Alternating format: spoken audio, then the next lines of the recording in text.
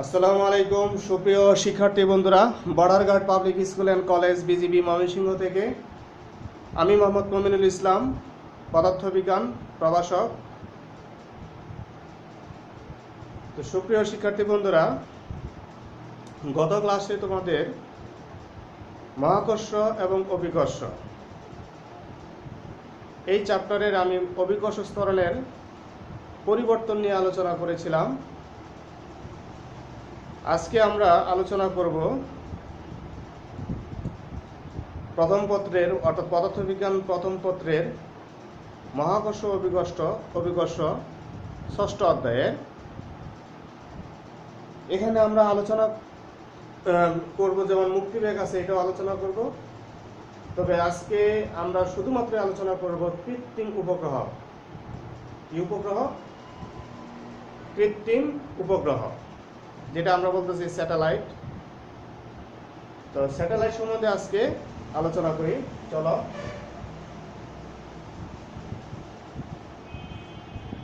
আজকের টপিকটার নাম কি?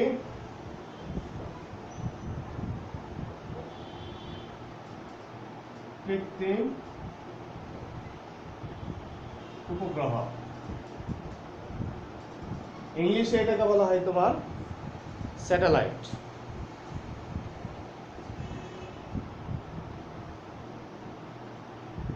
তো সুপ্রিয় শিক্ষার্থী বন্ধুরা, আমি একটা চিত্র অঙ্কন করিব। এই ধরো একটা পৃথিবী একটু চ্যাপ্টা, একটু ভুল হয়ে গেছে, বেশি সমস্যা নাই। এখন তুমি দেখো কৃত্রিম উপগ্রহ কোনটা?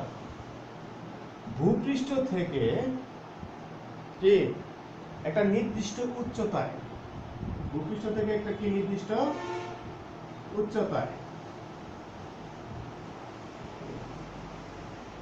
ভূপৃষ্ঠ থেকে একটি নির্দিষ্ট উচ্চতায়, অর্থাৎ নির্দিষ্ট উচ্চতা মানে একটা মিনিমাম একটা উচ্চতা থাকতে হবে। সেই উচ্চতায় বস্তুটা, অর্থাৎ এখানে আমি একটা স্যাটেলাইট ধরতেছি, বস্তুটা এই পৃথিবীকে কেন্দ্র করে যদি আবর্তন করে, কাকে কেন্দ্র করে আবর্তন করে? অর্থাৎ পৃথিবীর পৃষ্ঠ থেকে একটা নির্দিষ্ট উচ্চতায় একটা বস্তু পৃথিবীকে কেন্দ্র করে আবর্তন করবে। ওই বস্তুটা এসে তোমার কাছে স্যাটেলাইট বা কৃত্রিম উপগ্রহ। তাহলে চলো সংখ্যাটা লিখতে পারো। নির্দিষ্ট উচ্চতায়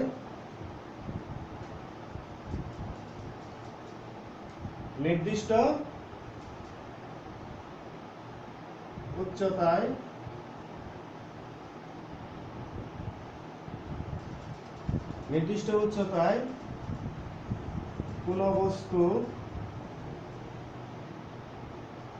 যদি পৃথিবীকে প্রদক্ষিণ করে তবে ওই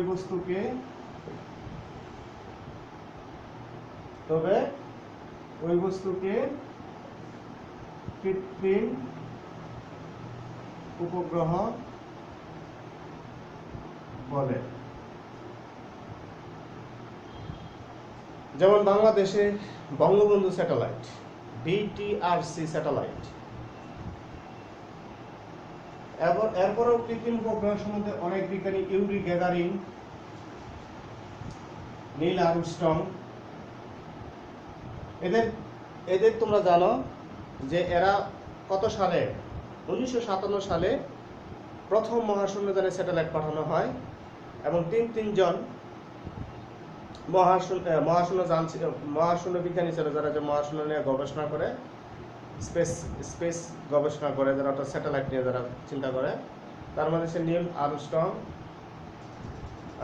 ইউরি গ্যাগারিন এবং আরেকজন আসছিল তোমাকে Neil Armstrong, Yuri Gagarin, Aldrin. এই তিনজন বিজ্ঞানী তোমরা প্রথম তোমার মহাশূন্যযানে স্যাটেলাইট পাঠানো হয়েছে পৃথিবী পৃষ্ঠ থেকে। এই ক্ষেত্রে আমাদের কিছু গাণিতিক সমস্যার সমাধান করতে হবে।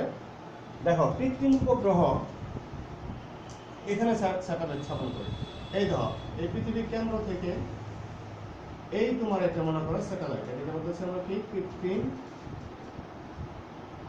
উপগ্রহ, কৃত্রিম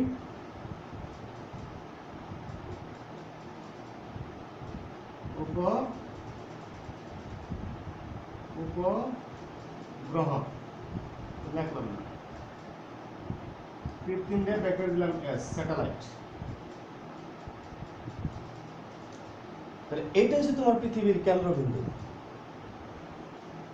আর এটা হচ্ছে তোমার পৃথিবীর কি পৃষ্ঠ, এটা কি পৃথিবীর পৃষ্ঠ।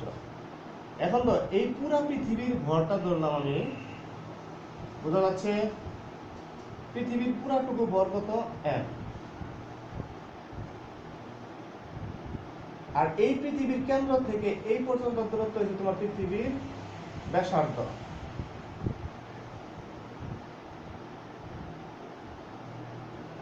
এখন তুমি তো এই পৃষ্ঠ থেকে এই স্যাটেলাইটের এখানে একটা নির্দিষ্ট উচ্চতা আছে। তুমি মনে করতে পারো উচ্চতা খালি খারাপ উপরের দিকে হবে, তা না। পৃষ্ঠ থেকে উপরে গেলে উচ্চতা বোঝায়। এখান থেকেও হতে পারে। এখন বলতে পারো স্যার,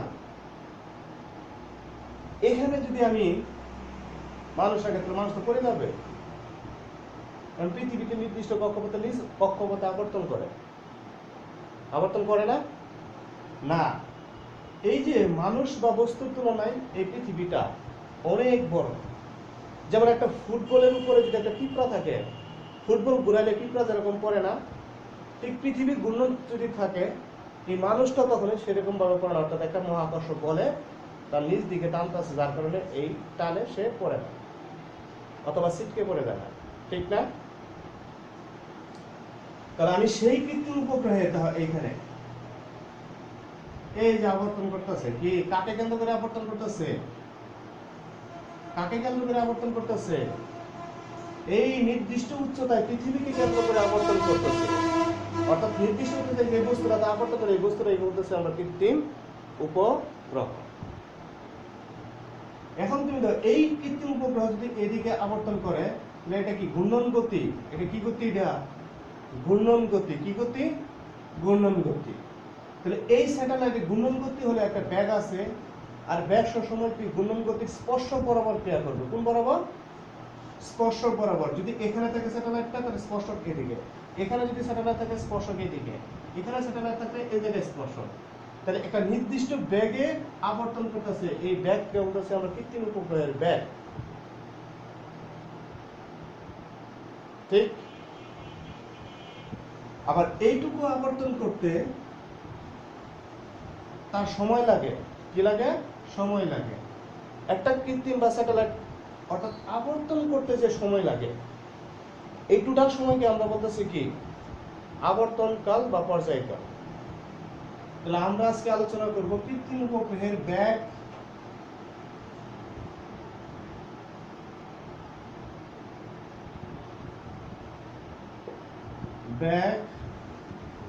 আবর্তনকাল এবং উচ্চতা নির্ণয়। এইচ নির্ণয়। কি নির্ণয়? এইচ নির্ণয়।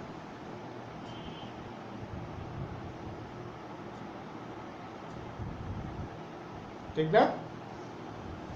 চলো সুপ্রিয় শিক্ষার্থী বন্ধুরা, প্রথমে আমরা ব্যাক নির্ণয় করি, তারপরে আবর্তনকাল, তারপরে কি নির্ণয় করবো? কৃত্রিম উপগ্রহ কতটুকু উচ্চতা আছে সেই উচ্চতা নির্ণয় করবো।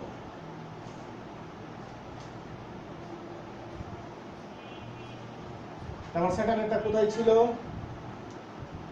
এই তো স্যাটেলাইট।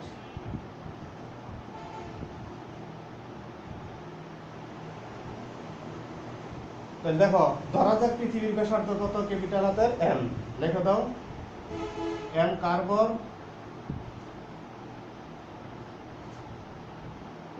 পৃথিবীর ভর। এই আরটা কি? পৃথিবীর কি ব্যাসার্ধ? পৃথিবীর ব্যাসার্ধ। আর এইচটা কি? এইচটা হচ্ছে তোমার ভূপৃষ্ঠ থেকে কই থেকে? ভূপৃষ্ঠ থেকে কৃত্রিম উপগ্রহের উচ্চতা।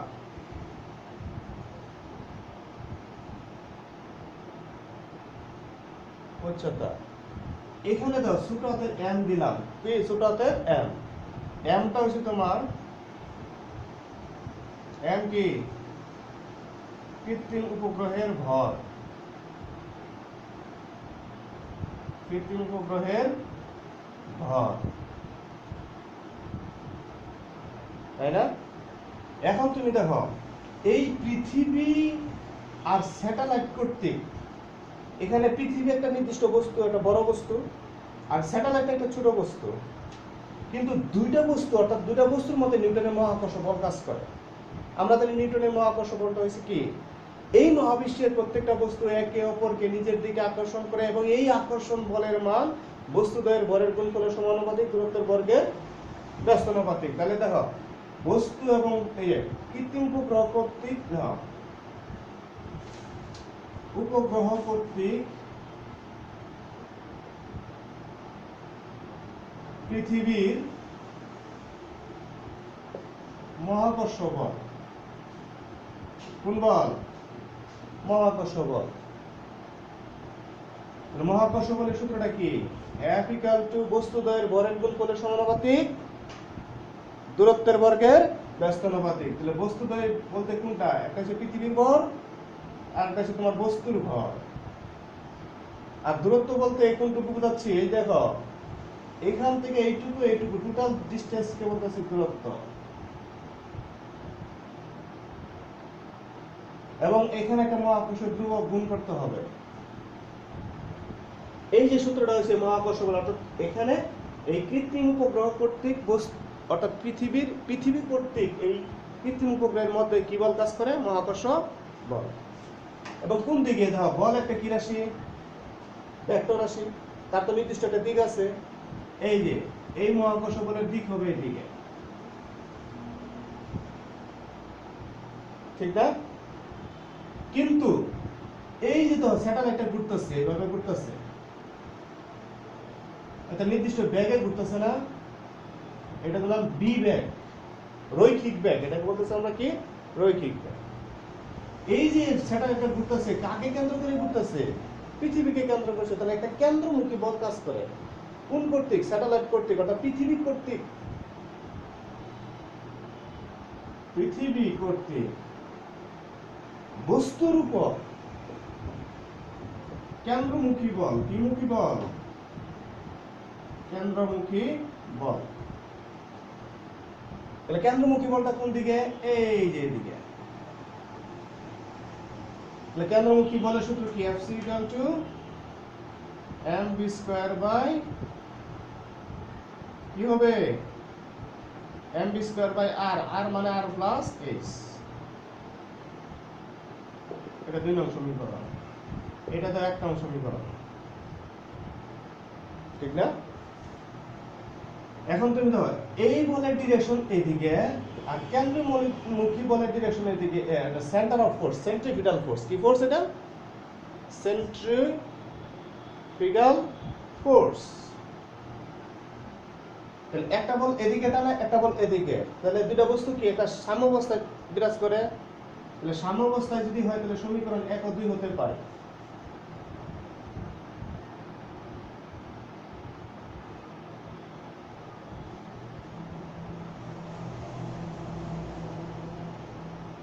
সাম্যাবস্থায়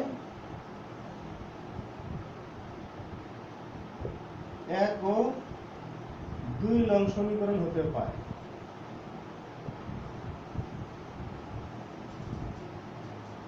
F ও 2 নং সমীকরণ হতে পারে।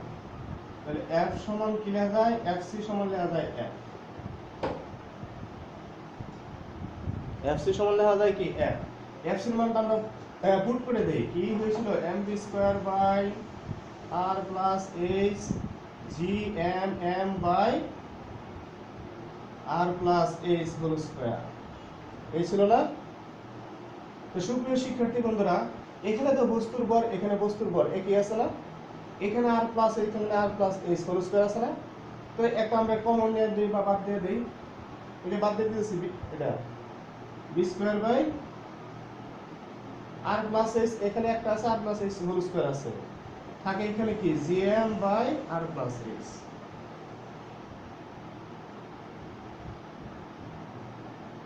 সুতরাং কৃত্রিম উপগ্রহের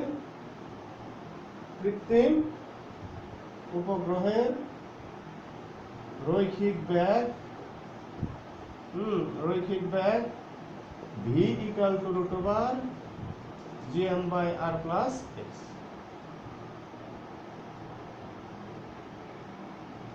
এবার তুমি দেখো এই কৃত্রিম উপগ্রহের বেগ কার ব্যস্তানুপাতিক কার দেওয়া হয়, যেটা দূরত্বের সাথে বর্গমূলের ব্যস্তানুপাতিক।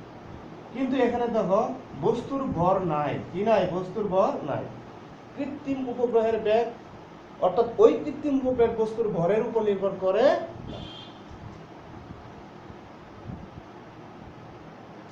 তাহলে এখানে কি দূরত্ব অর্থাৎ স্যাটেলাইটটা যত দূরে যাবে পৃথিবীর তুলনায় ওর বেগ কি থাকবে, কমবে।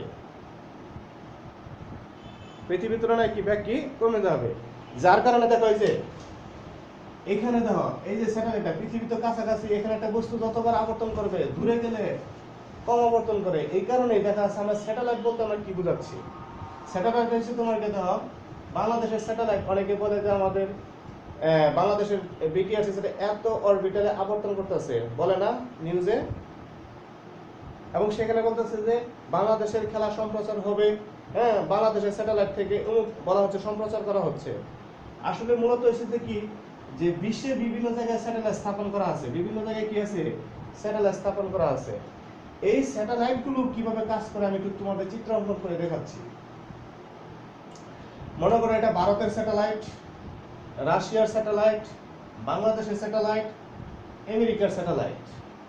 এখন তুমি তো এই স্যাটেলাইট থেকে একটা তরঙ্গ পাঠানো হয়, এই স্যাটেলাইট থেকে তরঙ্গ পাঠানো হয়, এই স্যাটেলাইট থেকে তরঙ্গ পাঠানো হয়। অর্থাৎ এই তরঙ্গগুলোকে বলতেছি আমরা www.com আছে না, ওয়ার্ল্ড ওয়াইড ওয়েব। অর্থাৎ এখানে ওয়েব পাঠানো হচ্ছে, কি পাঠানো হচ্ছে, ওয়েব পাঠানো হচ্ছে। এই ওয়েবগুলো বিশ্বের অর্থাৎ পৃথিবীর বিভিন্ন আনাচে কানাচে যে তথ্যগুলো থাকে এই স্যাটেলাইটে কি করে এটা ক্যাপচার করে, পরে দেখা যাচ্ছে মোবাইলে কিংবা স্যাটেলাইটের মাধ্যমে এটা আমরা সেটা সম্প্রচার করে থাকতে পারি। আমাদের উপকারিতা কি যে বিভিন্ন স্যাটেলাইট কি করে পৃথিবীর ভূপৃষ্ঠের বিভিন্ন জায়গায় কি করে ওয়েব দেওয়া হয়, তথ্য আদান প্রদান করে, সেটা আবার দেখা স্যাটেলাইটে ক্যাপচার করা হয় এবং ওই স্যাটেলাইটের মাধ্যমে আমরা বিভিন্ন মাধ্যমে কমিউনিকেশন মাধ্যমে সেটা আমরা সম্প্রচার করে থাকি। তাহলে আমরা কি বের করলাম, কৃত্রিম উপগ্রহের বেগ বের করলাম। কিসের সমীকরণ, কৃত্রিম উপগ্রহের বেগ v = gm/r+x। এটা আমরা প্রয়োগ করব। আজকে এই পর্যন্তই। তো সুপ্রিয় শিক্ষার্থী বন্ধুরা, পরবর্তী ক্লাসে আমি আবর্তনকাল এবং উচ্চতা নির্ণয় করব। ধন্যবাদ সবাইকে।